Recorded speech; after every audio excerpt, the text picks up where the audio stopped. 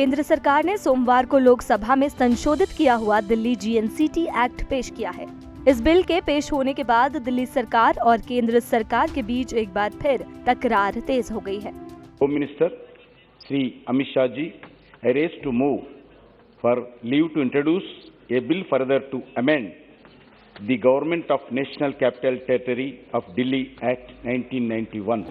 सरकार की ओर से पेश किया गया बिल दिल्ली के उपराज्यपाल को महत्वपूर्ण शक्तियां देता है। नए बिल के मुताबिक अब दिल्ली में सरकार का मतलब उपराज्यपाल होगा। विधानसभा से पारित किसी भी विधेयक को वही मंजूरी देगा। इसके साथ ही बिल में कहा गया है कि दिल्ली सरकार को कोई भी निर्णय लेने से पहले उपराज्यपाल से मशवरा लेना होगा।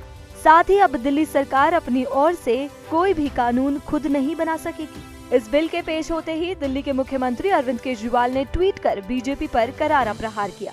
उन्होंने लिखा, दिल्ली के विधानसभा चुनाव में सिर्फ 8 सीटें और MCD उपचुनाव में एक भी सीट न पाकर रिजेक्ट हुई बीजेपी ने अब पर्दे के पीछे से सत्ता हथियाने की तैयारी कर ली है। इसी के तहत उसने आज लोकसभा में बिल पेश किया है। यह सुप्रीम कोर्ट की संवैधानिक बेंच के फैसले के खिलाफ है। हम बीजेपी के असंवैधानिक और अलोकतांत्रिक कदम का विरोध करते हैं।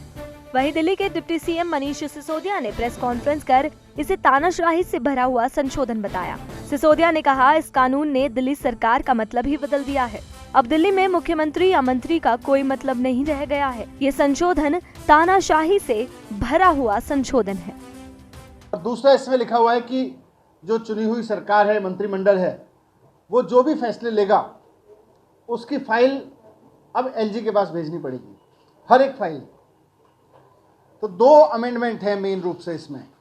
पहला ये कि सरकार का मतलब होगा लेफ्टिनेंट गवर्नर, तो इसका मतलब यह है कि चुनी हुई सरकार का कोई मतलब नहीं रह गया, चुनाव कराने का कोई मतलब नहीं रह गया, मुख्यमंत्री मंत्री का कोई मतलब नहीं रह गया, सरकार केवल LG साहब होंगे।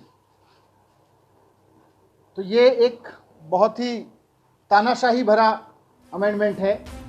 वहीं मनीष सिसोदिया ने केंद्र सरकार पर निशाना साधते हुए कहा कि जब दिल्ली में सरकार का मतलब ही लेफ्टिनेंट गवर्नर हो गया है तो चुनाव कराकर लोकतांत्रिक होने का दिखावा ही क्यों करते हो।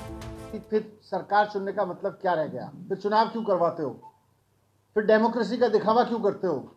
अगर चुनी हुई सरकार, चुने हुए मंत्रियों, चुने हुए मुख्यमंत्री के पास में कोई डिसीजन लेने की पावर ही नहीं है और अगर सरकार का मतलब हो गया लेफ्टिनेंट गवर्नर, तो फिर ये मंत्री मुख्यमंत्री बनाते क्यों, ये विधानसभा बनाते क्यों, चुनाव कराते क्यों? ये लोकतंत्र होने का, लोकतांत्रिक होने का ढोंग क्यों करते हो? वहीं दिल्ली बीजेपी के अध्यक्ष आदेश गुप्ता ने इस मामले पर कहा कि दिल्ली सरकार के पास अभी भी प्रशासन और विकास के 75% से अधिक कार्य रहेंगे। बेहतर होगा कि सत्ता संघर्ष पर ध्यान देने की बजाय केजरीवाल सरकार दिल्ली के सुशासन और विकास पर ध्यान दे। दरअसल केंद्र सरकार ये बिल सुप्रीम कोर्ट के फैसले के बाद लेकर आई है। 4 जुलाई 2018 को शीर्ष अदालत ने अपने एक फैसले में कहा था कि दिल्ली सरकार के दैनिक कामकाज में उपराज्यपाल की ओर से वह मंत्रिपरिषद के सलाह के रूप में अपनी भूमिका अदा कर सकते हैं। वहीं सुप्रीम कोर्ट ने केंद्र सरकार को ये भी निर्देश दिया था कि अगर सरकार और उपराज्यपाल के बीच कार्य विभाजन कर दिए जाएं, तो ऐसी स्थिति उत्पन्न नहीं होगी। Bureau report, ETV Bharat.